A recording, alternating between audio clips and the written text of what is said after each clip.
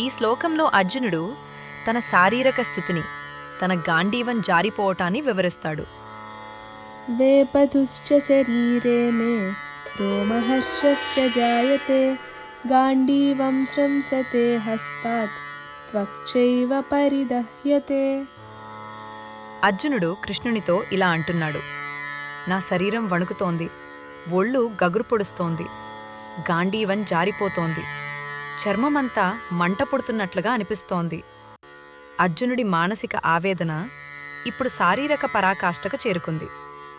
అజేయమైన గాంధీవ ధనుస్సును ధరించిన ఆ మహావీరుడు బంధువులపై మమకారంతో దానిని కూడా పట్టుకోలేని స్థితికి చేరుకున్నాడు.